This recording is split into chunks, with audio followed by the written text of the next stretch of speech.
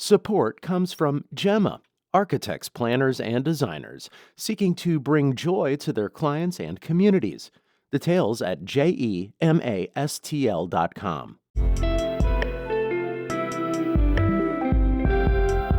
From the St. Louis Public Radio Newsroom, this is The Gateway. It's Friday, October 31st. Happy Halloween. I'm Abby Larico. This morning, deep dives on two very different stories, both a little hairy, though, and with a lot of legs. First, a judge has temporarily removed St. Louis Sheriff Alfred Montgomery from office. The elected official was taken off the job after the court found he violated the terms of his bond and landed in federal prison. Missouri Attorney General Catherine Hanaway wants to make that removal permanent. It's stunning that this guy's been able to do all of this just since January. Hanaway speaks with STLPR's Brian Munoz about the latest development in the sheriff's saga. Plus, did you know Missouri is home to tarantulas? If the thought of the giant fuzzy spiders makes your hair stand on end, well, a local scientist says Halloween is a time to celebrate these creatures. They're spooky and they're fun, but they're not dangerous. Join St. Louis Public Radio's Kate Grumke on an expedition to count Missouri's native tarantulas, coming up after this news on The Gateway. St. Louis city officials say only a fraction of the Rams settlement money allocated for tornado relief has been spent. As St. Louis Public Radio's Kayvon Mansouri reports, city officials say they're focusing on cutting through red tape. At a committee meeting Wednesday night, tornado recovery officials said while $23 million of Rams money set aside for tornado recovery has been contracted, only $4 million has been spent. Officials pointed to the slow process the city must go through to award contracts and said they are focusing on moving faster. The news comes nearly 6 months after an EF3 tornado ripped through North City. Board of Aldermen President Megan Green attended the meeting. I think that we have a lot of hardworking staff that is putting us on track to recover, and I also think that the city can and should do more to reform our processes so that these move faster. Many residents at the meeting urged the city to use the full $280 million in settlement funds for tornado recovery. I'm Kayvon Mansouri, St. Louis Public Radio. St. Louis Mayor Kara Spencer and members of the Board of Aldermen announced a nearly $14 million package for winter sheltering operations. Aldermen say they will present 3 bills investing interest from the city's Rams settlement and money from the General Reserve to bolster winter operations. That's amid an expectation of greater need this winter due to the number of people displaced by the May tornado. Mayor Spencer calls the funds a historic investment. We know this is still not enough, but it is a very considerable investment on the part of the city because we believe very strongly and are committed to the recovery. The Board of Aldermen is expected to fast-track the bills over the next week.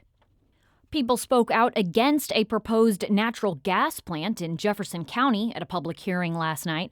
Ameren, Missouri is asking state regulators for permission to build the plant on the former site of the Rush Island coal plant. Multiple people commenting say they are worried the plant will be expensive and bad for the environment. Jenny Loomis urged the commission to reject Ameren's plan. Even as energy production becomes more efficient, Ameren and the PSC will continue to raise rates and build facilities primarily meant to benefit big tech with little or no regard to environmental protection or price increases to customers. The Missouri Public Service Commission is also accepting written comments on the project. More information on that is available at STLPR.org. Missouri Republicans have touted data centers as an economic development opportunity. But as St. Louis Public Radio's Jason Rosenbaum reports, U.S. Senator Josh Hawley says he's not sure the investment is worth it to electric ratepayers. GOP officials like Governor Mike Kehoe and Congressman Jason Smith have supported building Missouri data centers, contending they'll create jobs and help rural communities. Hawley, though, questioned whether that's the case since data centers don't have a lot of people working in them. He also says he doesn't want ratepayers to suffer, especially since the facilities use so much power. If they're going to create jobs, hey, wonderful. But if they're going to suck up a bunch of electricity, they need to pay for that. Proposed data centers in the St. Louis region have prompted widespread public opposition. But some labor unions have backed the projects for producing short-term and long-term jobs. I'm Jason Rosenbaum, St. Louis Public Radio. Senator Hawley also told STLPR he is hoping that both parties in Congress will agree to restart a critical federal food assistance program. Because of the government shutdown, the Department of Agriculture announced they're not planning on sending out SNAP benefits starting November 1st. Hawley is sponsoring a bill to start the program again. Hawley is urging Republican leadership in the Senate to get his bill passed. If we can't agree on anything else, surely we can agree that the needy should be able to eat. And that's what my bill does, and I urge the Senate to pass it. Democrats are backing a competing bill that also reauthorizes assistance for low-income mothers, known as WIC.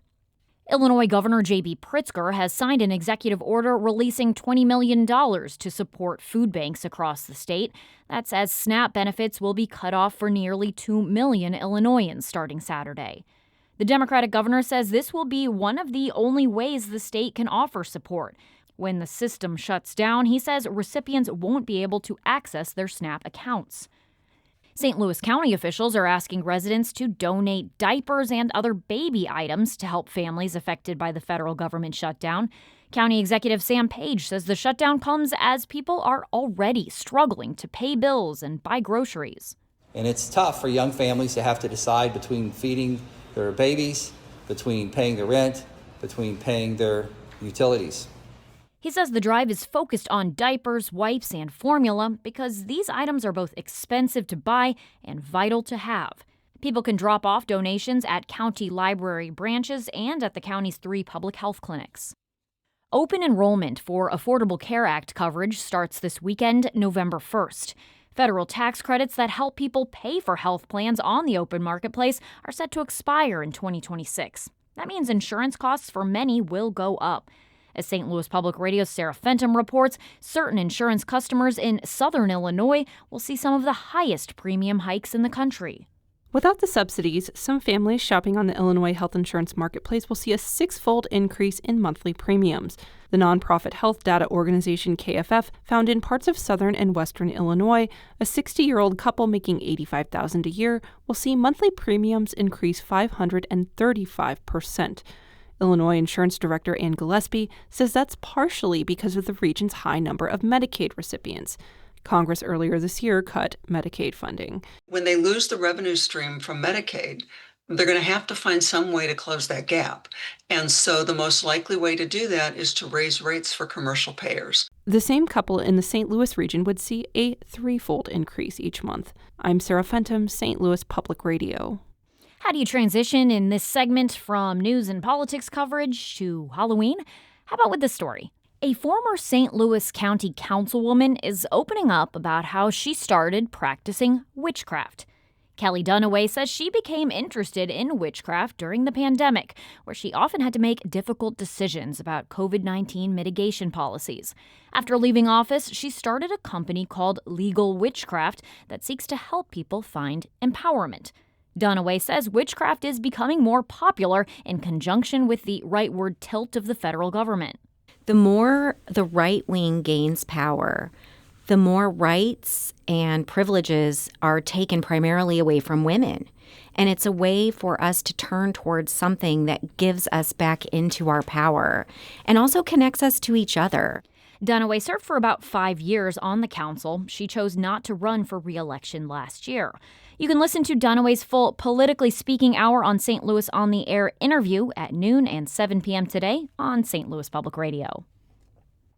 The traditionally Latin American holiday Dia de Muertos, or Day of the Dead, is this weekend. A growing number of St. Louisans are celebrating. STLPR's Paola Rodriguez shares how some are welcoming the souls of their deceased loved ones back to the land of the living. Residents will adorn altars and provide offerings that symbolize the person they're remembering, in hopes to see them once more. In the case of Carondelet resident Harlow Fowler, they are remembering their aunt with butterflies. In the Mexican tradition, monarchs represent the ancestors traveling up through from like Central to North America during their migration. So during the days of Dia de los Muertos, we consider the monarch butterfly to be an embodiment of the ancestors. She leaves up her altar year-round as a way to never forget them. Fowler is also remembering their aunt in STLPR's digital ofrenda. I'm Paola Rodriguez, St. Louis Public Radio. About that digital ofrenda, this year to help celebrate Dia de Muertos, St. Louis Public Radio invited our neighbors to share photos of the people and pets that have died but remain with us in spirit and memory. You can find our community-contributed altar that honors their lives by heading to STLPR.org. Let's remember together.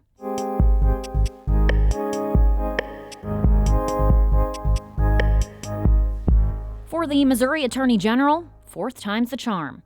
After the fourth request from her office, a judge has temporarily removed St. Louis Sheriff Alfred Montgomery from his post.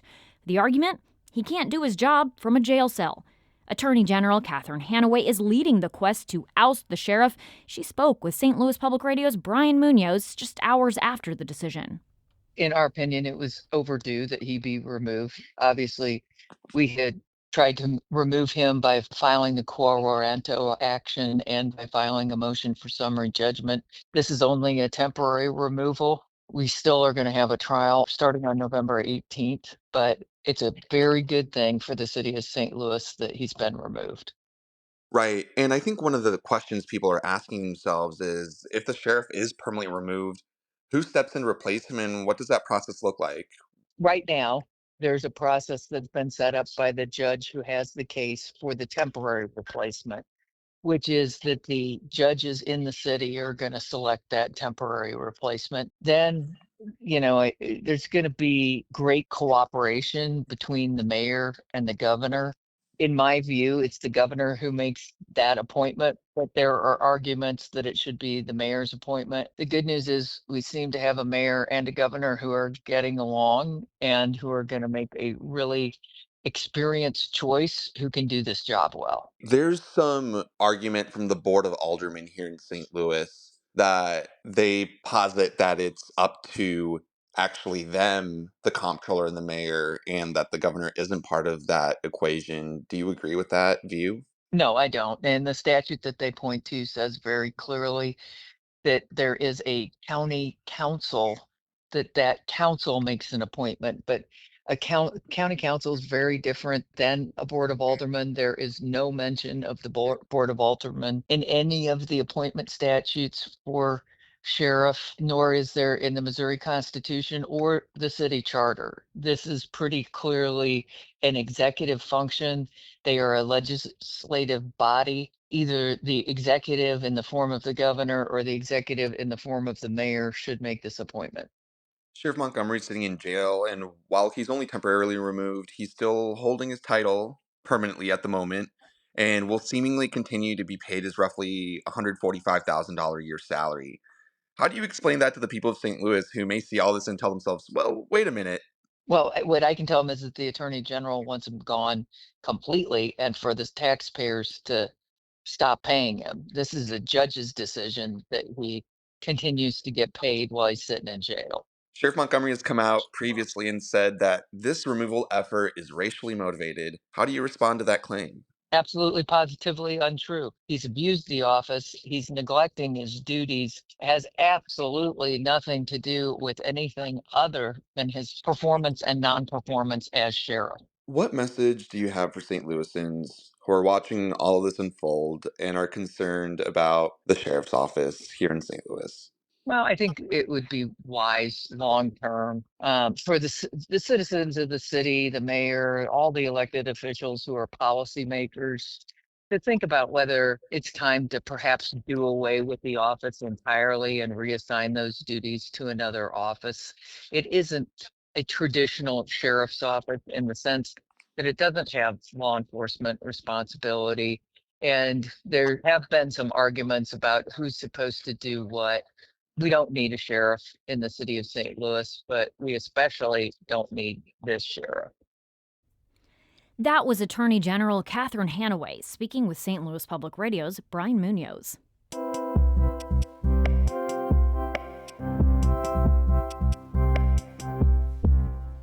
This Halloween, houses across the region are decorated with huge fake spiders.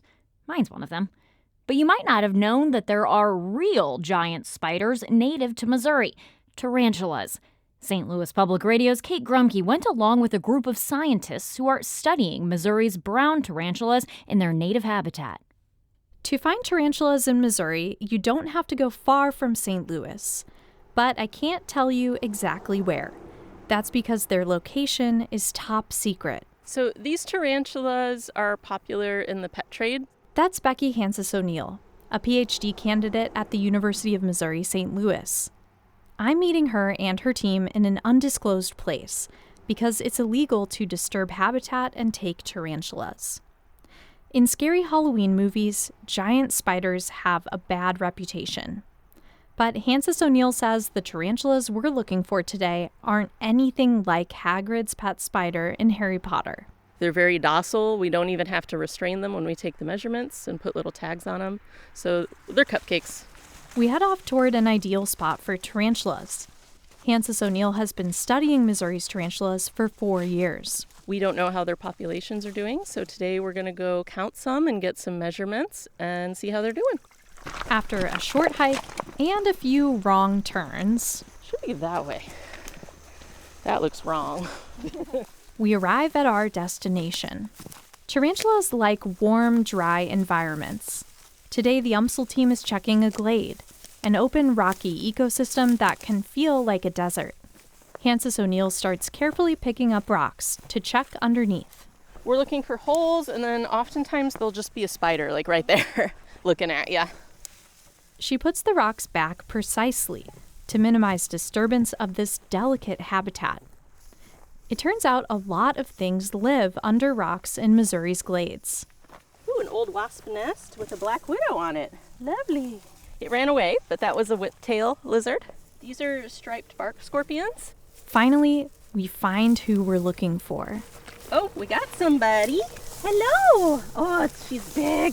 The rest of the team rushes over to where Hansis O'Neill is crouched on the ground, peering into a burrow. They use a stick to coax the tarantula out of her hole.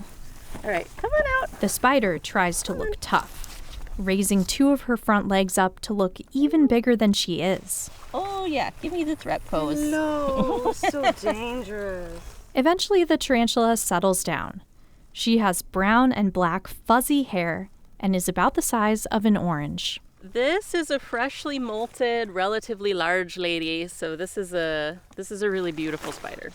The team gets to work. We're going to measure her and tag her. So she'll be white 67. Okay, so she's got her bling. Next, they take out a special ultrasound machine to listen to her heartbeat. I didn't expect a tarantula heart to sound so similar to ours. And this is the same technology that you would use to get a fetal heart rate on a person. I can hear that slowing down a little bit. Spider's calming down. In years of studying these tarantulas, Hansis O'Neill has learned that Missouri's populations are lower than other areas where the spiders live. As the team measures the burrow's temperature, they find something really exciting. Hey, this is a recapture. Nice. This is Orange 94. One of their own tags. So they've met this spider before, and the experience didn't scare her off. Hansis O'Neill loves that Halloween is a time to celebrate creepy, crawly animals like tarantulas. They're spooky and they're fun, but they're not dangerous. And maybe this tarantula learned the same thing about scientists. I'm Kate Grumke, St. Louis Public Radio.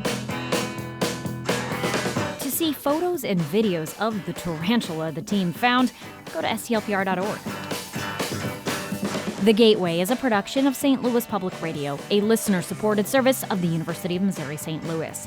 Theme music is by Ryan McNeely of Adult Fur, but right now, I Know Where the Tarantula Lives by the Dead Milkmen. Everybody wants to know what gives, but I know where the tarantula lives. Everybody wants to know what gives, but I know where the tarantula lives. I'm Abby Larico. I'm going to have nightmares about the fact that a tarantula heartbeat sounds like a human's. And from the St. Louis Public Radio newsroom, thanks for starting your Halloween with The Gateway. Have a safe and festive weekend. I know where the tarantula